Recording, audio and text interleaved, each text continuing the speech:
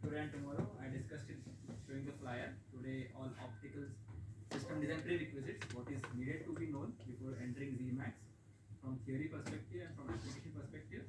Then overview of ZMAX as to apart from what the regular imaging optics, what else can be done in ZMAX. Then we'll do a workflow where we'll design 3 F number lenses from scratch. There will be monochromatic, polychromatic, on axis as well as off axis. Tomorrow would be a session a bit slightly heavy, slightly advanced.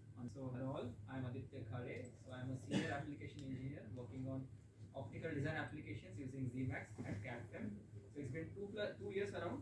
I'm in CAD-FEM. Before that, I had done my MTech in lasers and electro-optics from DIIT, DRDO, and my thesis was on building light sheet fluorescence microscopy. So during that time, when my instrument was built, I went to TIFR to collect the albino zebrafish embryo, and I did tomography of that zebrafish. Okay, and before MTech, I was in light guide optics in Indore. It's a very small company. So my bachelor's were in mechanical. I joined there as a production engineer, but I saw the optical application, especially some laser-based optical systems, some defense applications, some ISRO applications. So I was very fascinated. And I requested the director, and he obliged. And 3 years I worked. So after 3 years, I was having experience in optical simulation, Oslo ZMAX, then optical assemblies for refractive and reflective systems. Then I had hands-on experience on operating thin film machine. So it's an HHV thin vacuum machine used for doing optical coatings. So I worked on spherical optics end-to-end design, manufacturing also. I have also polished and grinded lens by my hands also. So I have that experience also because when I'm doing designs, the design looks very fancy, but is it manufacturable? And the material that you're using, okay, I'll do a hammer optimization, I'll get some materials, but are those materials available with me? And if it's available, what is the cost? Okay, so I should design what is available with me, right? In the ready stock rather than getting new stock. So this is something I learned when I was in university. So with this 5 years of consolidated experience, I'll be going forward for this lecture. So before diving in, so like a small overview of the ANSYS optics portfolio. So we have these 3 simulation softwares in ANSYS portfolio. First one is the numerical. So anything that is on the nano scale, which is having a dimension of nanometer or maybe pico angstrom or maybe below micron, and it's a photonic based component, so you need numerical. So it will give you active device simulation, which is your semiconductor laser, your photodiodes, most importantly your avalanche photodiodes that are very required application for QKD type of. Then you have passive components like waveguides, TET, mode converters, fiber bracketings, etc. And your most importantly waveguides. It can be polarizing maintaining, or it can be a particular polarization maintenance. Like if you have some vortex beam, to create that kind of beam, what is the optical components required? So we have numerical for that. Then we slightly go from nano to macro level. So that will be your ZMAX. In ZMAX, we design end-to-end optical systems, which can be implemented for the imaging applications, illumination, and those applications can be your medical, defense, aerospace, or maybe some commercial applications like AR/VR. Then we go to SPIOS. So whatever we create in numerical and SPIOS needs to be validated. So earlier process was like I design something, I manufacture and I check whether it's working or not. But those are old techniques. New technique is virtual prototyping. So instead of manufacturing it for 6 months in production line, then 2 years of intensive labor, and you have the product after 2.5 years. So instead of that, in the 1 month to 6 months time, I will take the products designed in numerical ZMAX, I'll bring it to SPIOS, and I'll virtually check whether the application that I've designed my optics for or my photonic components for, are they doing the relevant work or not? Like for example, if I'm designing an AR/VR, in ZMAX what I'll check spherical aberration, I'll check wavefront map, spot diagram, right? But the end application is I'm going to wear it, there is going to be an environment, and whatever my LCD is projecting to the compact optics should be augmented perfectly without much distortion. So that is something we can do in SPIOS. We can set up an virtual environment. It can be a CAD based environment or something like you take a photo, you upload it to SPIOS, it becomes an environment. So those are the features in SPIOS.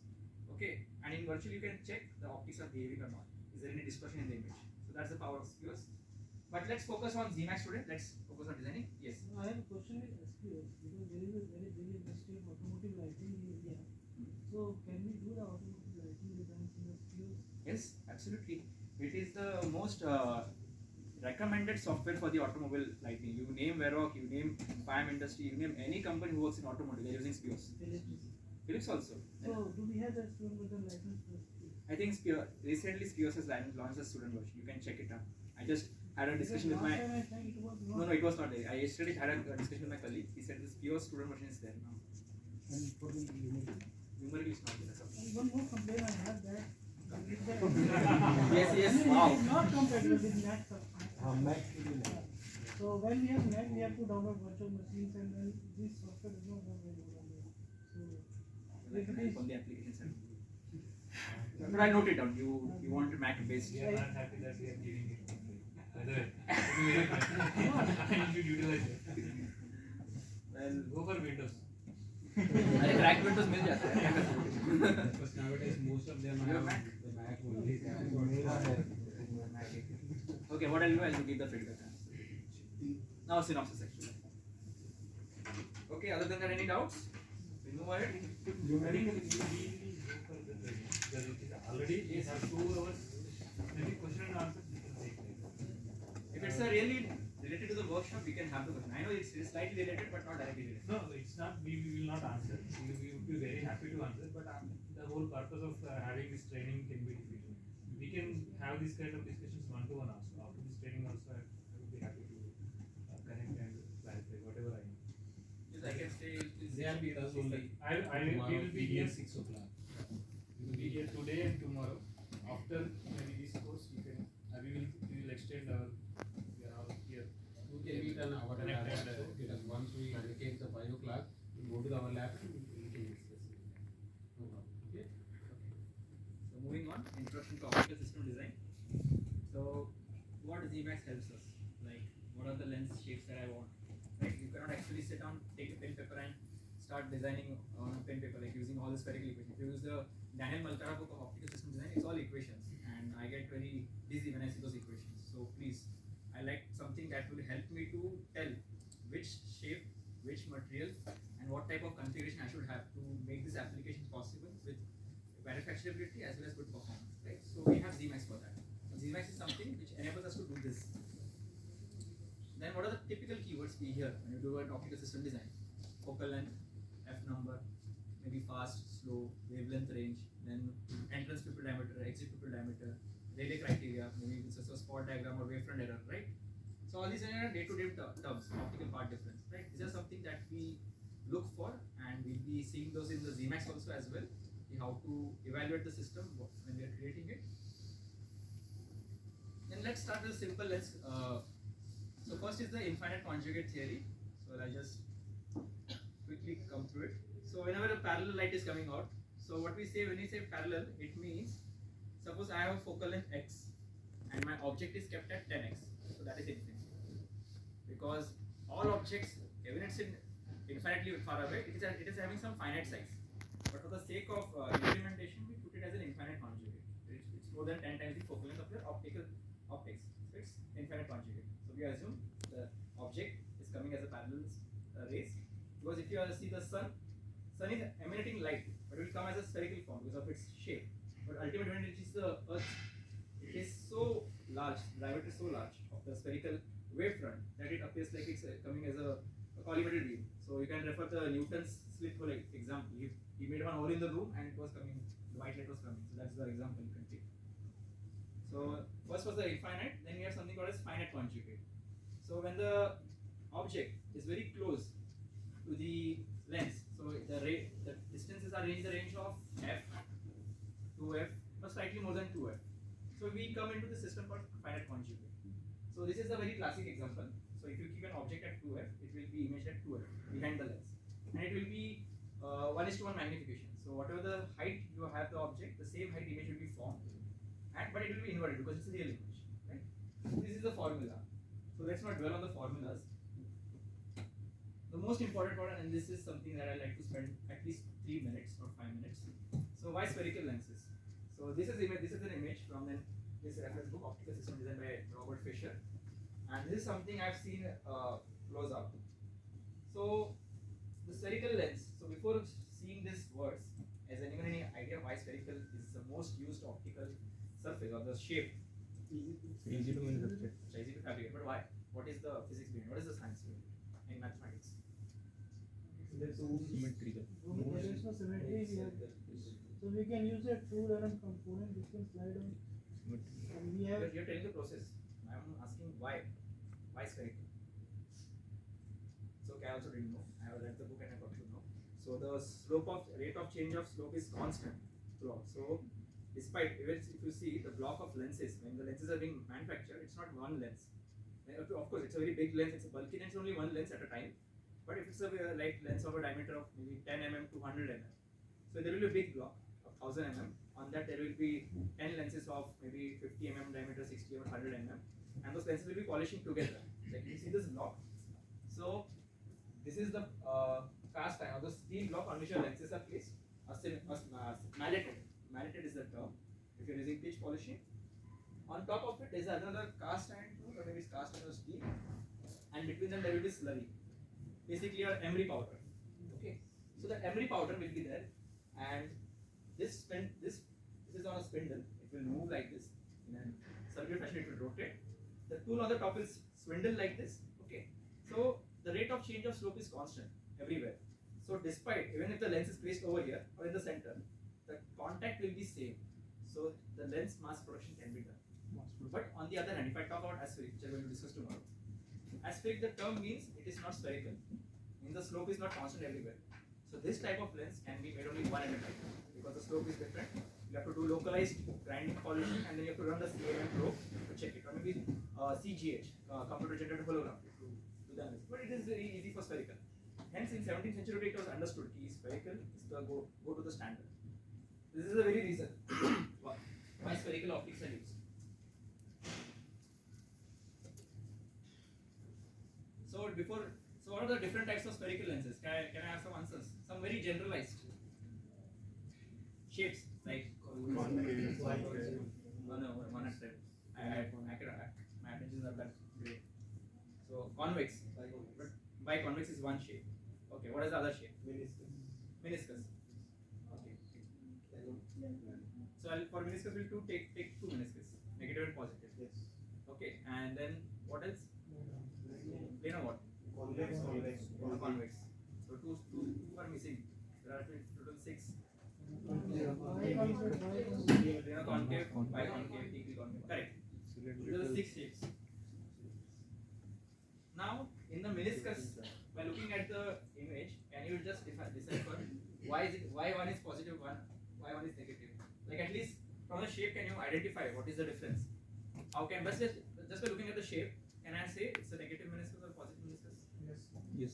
So what will the difference will be? Radius and center. So what's center? Curvature.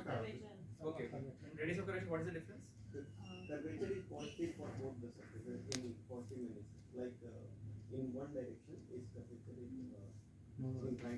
Central thickness, I think. Like if Both are inclined to the same direction. means first curvature is larger than the second one. Like second. Like Okay. R2. So that is positive or negative? Positive. Okay. And what is it negative? The second curvature is lesser than the second. Absolutely correct.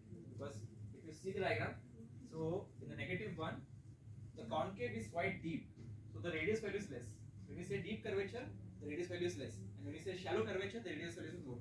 For example, this is 20, this is 100. So 20 is a deep curvature, it's a less value, like he mentioned, and 100 is a very big value, so it's a shallow radius of curvature. Hence, it's a negative meniscus. Good.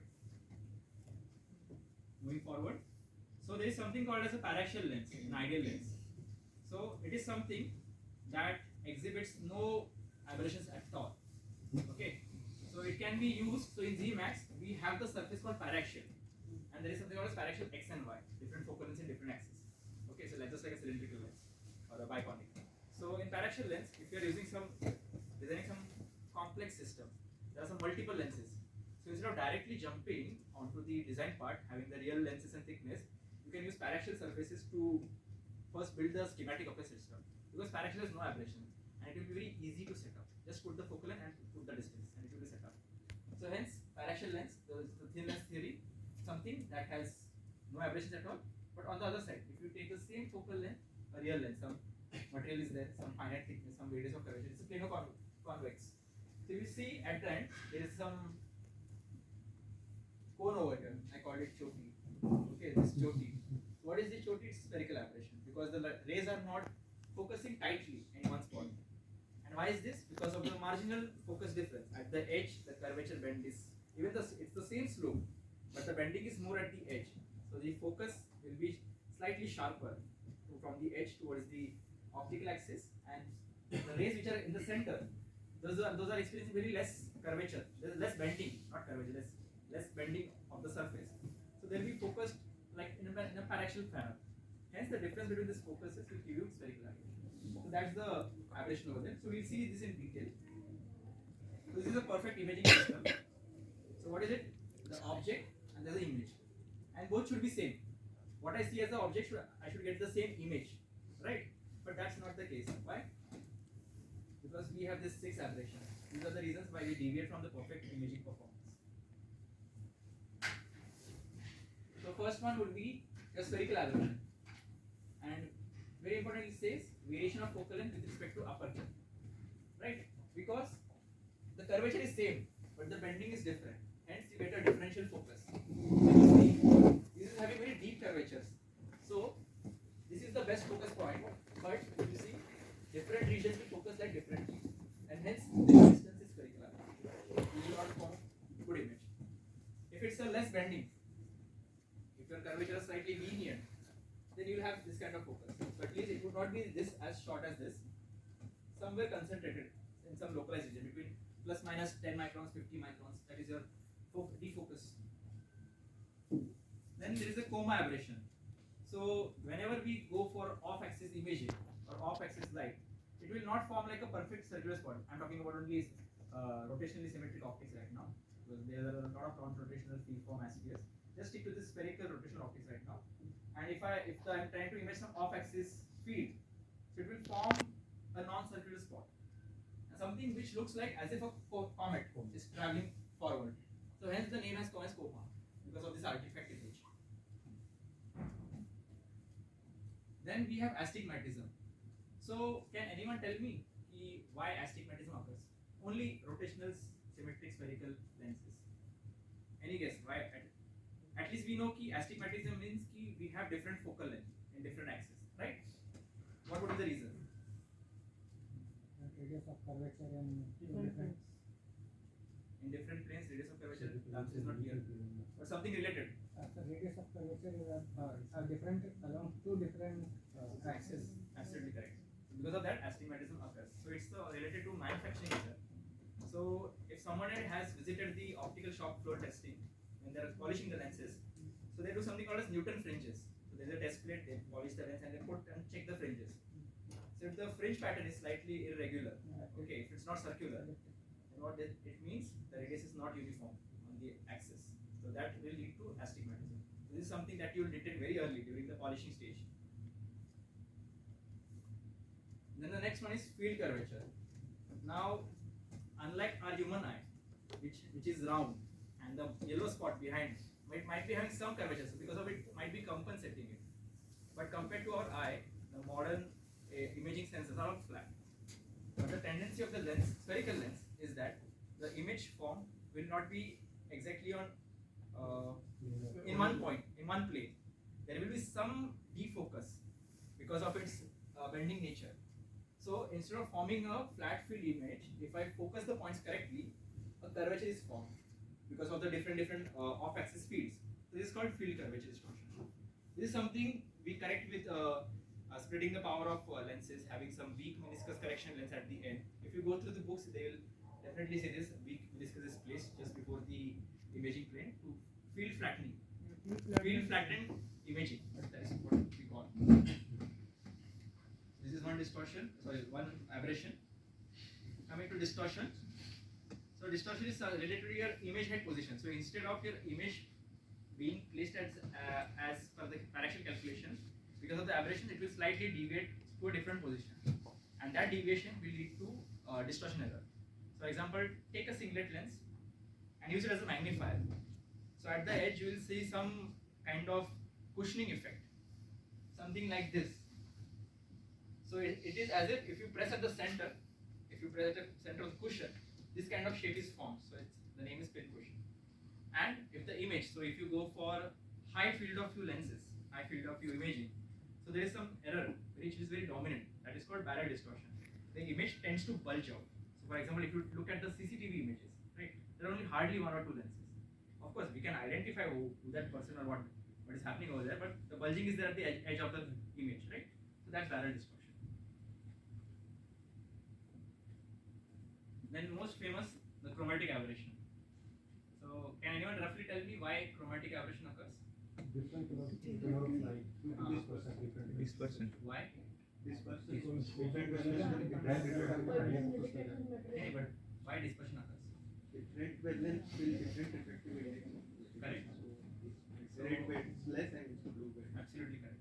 So if I had to tell the most standard classes, your NBK7, SK2, F2, SF series, or maybe HZF, which is the CDGM series, all these materials have one property, that when you go from longer wavelengths, maybe from NIR to the visible and UV, the refractive index increases.